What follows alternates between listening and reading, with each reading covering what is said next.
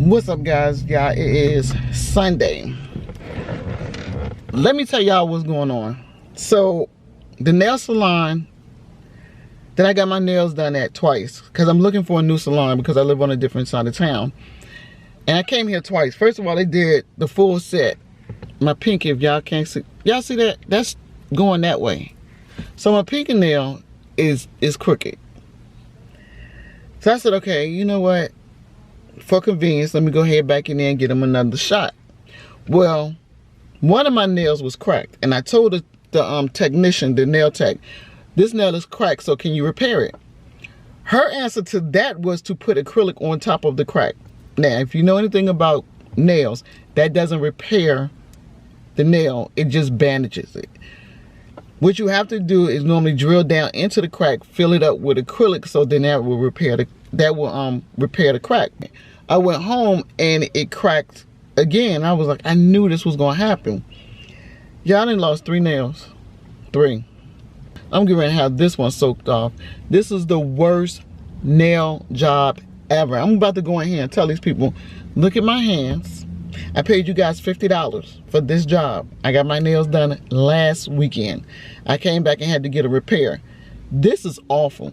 Even the coloring is just terrible. And we're not even gonna talk about the shape.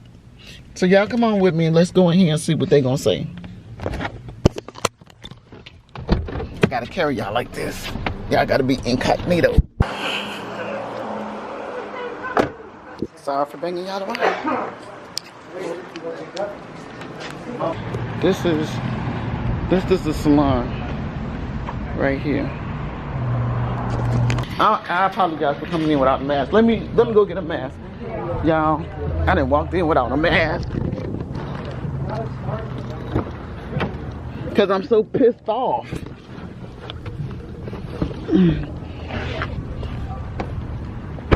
I didn't get out the car without a mask.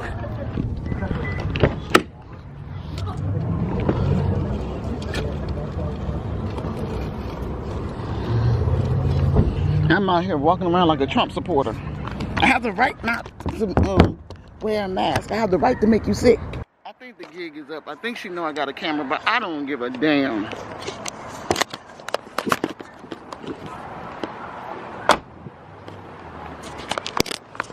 Alright, so.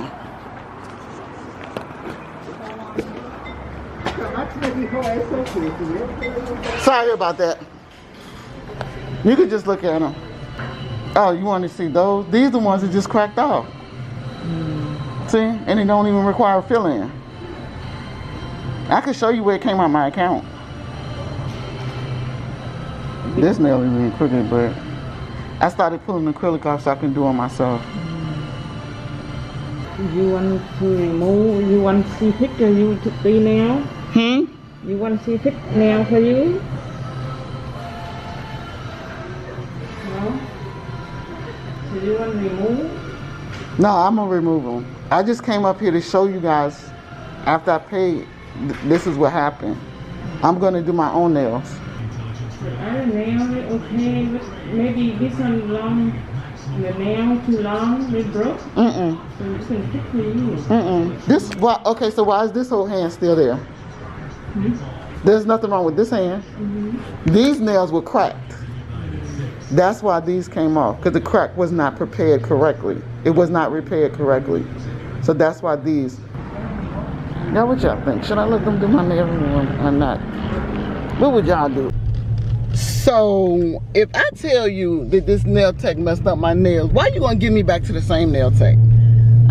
No. I'm gonna fix my nails myself. I'll go ahead and soak them off with acetone. And I just won't go back to you guys. But I needed you to understand that if you pay $50 for some damn nails and they look like this, how would you feel? And they just kept saying, well, she'll fix them. No, she fixed them twice already. No, we're not doing that. We're not doing that. And besides, I got this rat in the car, y'all. And I don't want to sit in there and get my nails done. And I got a live rat in the car. Yeah, I'm not doing that. Alright guys, I made it home. I had to put that right over there. I actually had some groceries in the car too. And I had to get those out the car. Yeah, I use this in my coffee. When I'm making coffee, I use this. Y'all know my favorite thing for the holidays. My favorite thing for the holidays. Eggnog. I love me some eggnog, y'all. Me and my oldest son love eggnog. But I think I'm gonna put some brandy in it. So as y'all heard, they wanted to repair the nails, but they kept trying to get me back to the same nail tech, and I'm like, no. I don't want to go back to the same nail tech. Actually, I don't even want anyone in here to redo my nails. I just really want to show y'all what a crappy job this is. And the lady kept saying, well, just call us and come back. Because I told them I had the rat in the car. Because at first I was making excuses why I couldn't get my nails done. And they was like, well, just go take it home and come back. Really? No. Absolutely not. I'm going to do my nails myself. I'm not going to go back there. I already gave them a review on Yelp, so there's no need for me to go back there. I'll do my nails myself, and then when I'm ready to go back to a nail salon, I'll go back to the one that I used to go to. Sometimes, if it's not broke, don't fix it. I mean, the extra travel, the little extra time I would spend on the highway getting to where I used to go would have been worth it because my nails wouldn't look like this. Period. Now, I did go ahead and finish already the escalation. I did put here some notations here that you let me know that you did not take out student loans for the Virginia schools. You only took a tour. The 2 loans showing with us here in Default Resolution Group are not reflecting in NSLDS. And I also said, of course, to please review because, of course, it's not matching what we have in NSLDS and what we have here in the system. It needs to match, and it's not. So we need to verify what's going on there. But as far as this goes, this is what I'm able to go ahead and submit for as far as getting the account reviewed. Y'all not gonna believe I'm still dealing with this. And I'll explain to y'all what I'm talking about in a minute. Yeah, I've been dealing with this matter since 2018, as y'all heard. And what's going on is they still have not given me all of my money. I started off with the U.S. Department of Education. U.S. Department of Education led me to the Department of Default and Resolution. That department handles any defaulted student loans. From there, I was led to the National Student Loan Database System, where they house and manage any school that you went to that you took a student loan out on. From there, they told me to go to the Ombudsman Group. From the Ombudsman Group, they told me to go to the Bar's Defense. Now, the Bar's Defense is basically if you run into any issues with your student loans and you need Bar's Defense assistance with it. I mean, like if a school closed or didn't offer you what they said was going to offer you, or took the loan out, in my case, and you never went to the school. But in my case, the Bar's Defense couldn't help me because they was like, you're not in the National Student Database. Like, that school is not there. They was like, we don't understand why you're being garnished for it. They was like, well, maybe it was a private student loan. No, because the Department of Default Resolution is garnishing me, and they only deal with federal student loans. I'm still working, y'all. It's 1:35. So I'll talk to y'all in a minute. Y'all, this is crazy. I've been fighting for 2 years. 2 years. Anyway, talk to y'all in a minute. Good morning, y'all. It is Tuesday. And have any of y'all started preparing for Thanksgiving? I know I have. Y'all, I stayed up. It took me, and I kid you not, like 6 hours to clean 2 buckets of chitlins. And after I cleaned them, I was like, why did you get 2 buckets? Don't nobody eat these things but you. I have them on the stove now. That's what they look like, y'all. After they're cleaned, this is what they look like. And you have to clean them thoroughly. Mine are very clean. And what I'm gonna do is I boil them first. Because when they boil, you'll get a bunch of grease off of them, and then you dump that water, and then you cook them. That's a lot of pork. Ain't nobody eating that much pork. I don't eat that much pork anyway. I have the sweet potatoes over here where my workstation is, so I can cut those up. Yeah, I'm preparing for Thanksgiving. I know I am. I still got my bonnet on. I don't care. I'm at home. I haven't fixed my 3 nails. I was supposed to fix those yesterday while I was working, but I had my grandbaby here, so that was a no-go. I couldn't work and watch them and do my nails I'm good at multitasking, but not when it comes to a toddler and getting my nails done. That was asking for trouble, so I didn't do that. I'm trying to think. Oh, I need some coffee. I didn't even get my first cup of coffee, and my battery is blinking. Oh my goodness, I'm gonna have to buy me a backup battery. What's going on, guys? What's going on? What's going on? Oh, my TV not up. My son just left though, so that's why it's really not up. We were talking about some things. Y'all, let me tell y'all what's going on, cause y'all know I'm gonna tell y'all, right? Y'all know I'm gonna tell y'all. So, my son hasn't seen his baby since the 8th. The girl decided to keep the baby, even though they're in the midst of a custody case. Even though there's a court order, she decided for herself, by herself, that she was going to violate the court order. Not only was she going to violate the court order, y'all, let me talk to you. She was going to put it in the parenting app why she was going to violate the court order, which makes no sense. Let me tell y'all something. This girl knows that my son's weakness, greatest weakness, is his daughter. His kryptonite is his daughter. His Achilles heel is his daughter. It's one thing that can weaken him. And he allowed her to see that. He became very vulnerable emotionally when she filed the first restraining order that lasted 5 months. Now, mind you, she filed a restraining order telling the state of California she didn't want to be bothered with this man and he was dangerous. But she was calling him constantly from a block number. Constantly she was calling him. Then when he was like, I know it's you, she started talking to him. Miss, while she had this temporary restraining order on him. Then she FaceTimed him with the baby, talking about, you need to talk to him, you need to talk to her, you need to talk. Mind you, my son had only seen his daughter for like 2 weeks, and it was 5 months into this. Because COVID had just hit. So he hadn't seen his daughter since February, because she was born February the 8th. End of February, he didn't see her until like April.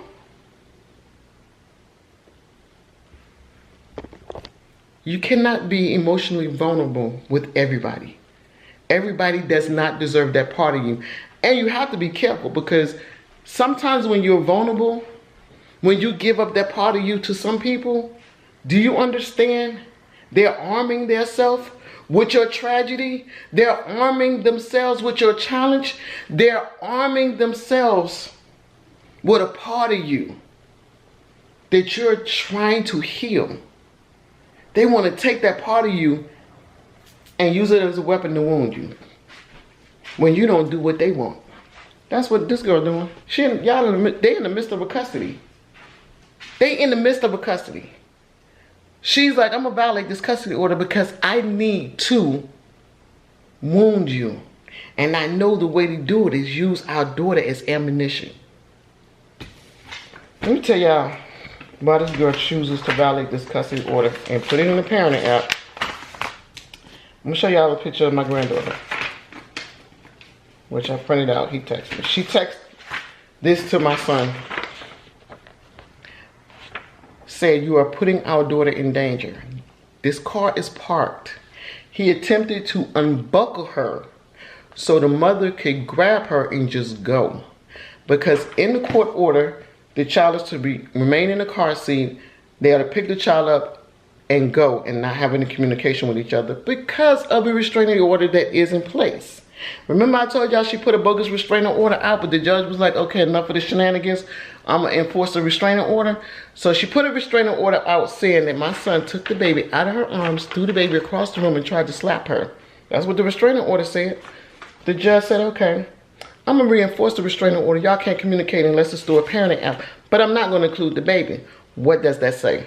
The judge didn't believe her when she said my son threw the baby. Because why would a judge give the baby to somebody that would be willing to place the child in danger? Or to purposely hurt the child or harm the child. Okay, we passed that. So the restraining order is in place, and one of the conditions of the restraining order is that when they exchange the child, they are to reach into the car seat, get the child, not talk to each other. Okay. She can't do that. She can't do that. It's eating her away that she can't torment my son with this child. When the judge allowed my son to have every other weekend, this girl broke down in court. I said, I want you to understand, she's not crying because you gained access to your daughter. She's crying because she no longer has access to you. Now, moving forward, she said my son went out there on the 20th to pick up his daughter. He was at the gas station. She showed up at 10:22. She was supposed to be there at 10 o'clock. She showed up at 10:22. She then left at 10:30, saying that she doesn't have to stay past 10:30 because that's what the judge said. No, the judge said he gets a 30-minute grace period, and that's from the time you arrive. Whoever arrives gets a 30-minute. Whoever is exchanging the child, the other parent gets a 30-minute grace period. This girl says, do what you feel. Do what you feel like you have to do. I have proof. I showed up at 10:20 and I left at 10:30. You stayed 10 minutes? That's the final court order. Anyway, my son then said, bring her back or I'm going to violate you. I was waiting 30 minutes. Okay? She said, do what you feel. So he went and violated her. He was trying to get her all weekend. I said, at this point, you need to contact the court and let them know what's going on. Because he had already violated. He got the incident number. We contacted the court and found out that she tried to take an emergency ex parte. You know what emergency ex parte is? Emergency custody, saying that he put the child in danger. She did that on 10/22, y'all. 10/22. Mind you, this picture was sent on 10/11. Why, if he put the baby in danger on 10/11, why would you wait till 10/22? Let me tell you the kicker. Remember I said they just supposed to exchange the baby and then go back to the car and leave? When she saw the baby in the car like this, she opens the car door, goes back to her car, get her phone, come back and start videotaping. My son said, next time can you just pick her up and leave? We are not to talk, as the judge has said. She said, y'all want to know what she said? I need y'all to make this make sense. Let me tell y'all what she said. She said, I was not talking to you. I was talking to my daughter, telling her that you didn't buckle her in right. How was she talking to her daughter? How was she talking to their daughter? She looks sleepy, y'all. Don't she look sleepy? She sleep. Okay.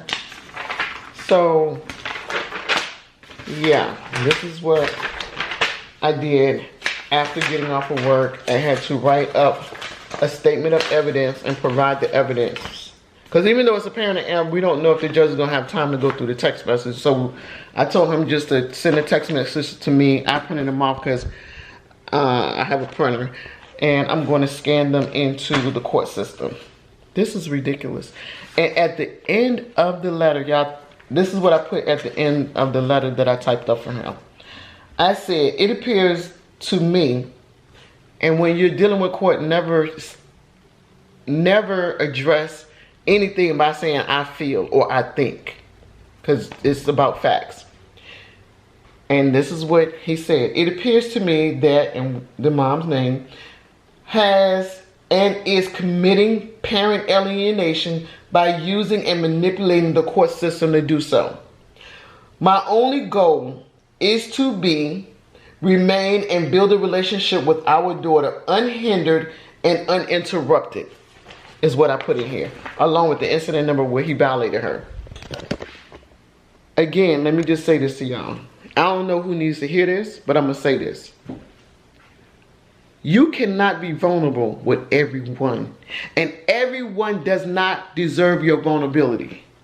Because everybody can't handle it. And some people just really want to use it to continue to hurt you. And that's point blank period. This is where this girl is at. My son was vulnerable with her, showing him how emotional he was because she kept the baby away from him for 5 months. And she's relying on him to be broken right now. But like I told him, I said everything that she does is going to work against her because she's moving in such a negative way. And you cannot give the universe this much toxins and you don't get it back. What you want for me, I want for you. And I shield myself against any negativity that you would have for me. And I give it back to you. Now, if you want positivity for me, I want that for you. And tenfold. Let us be prosperous together. Let us be built up together. I told my son, I said, you walking around okay is going to trigger her. Her not being able to tear you down is going to trigger her. That's sad, but that's the case. With some people, your healing is their trigger. You being okay and comfortable in your skin is their trigger. Because they're not okay. Your healing is your responsibility, and their healing is their responsibility. Anyway, let me upload that. I don't know how I went off on that whole tangent, but let me upload this stuff to the courts. I'll talk to you guys later. I'll keep you updated. Till next time. Remember, your life is on purpose with a purpose. Where purpose you choose, it's on you. Talk to you later.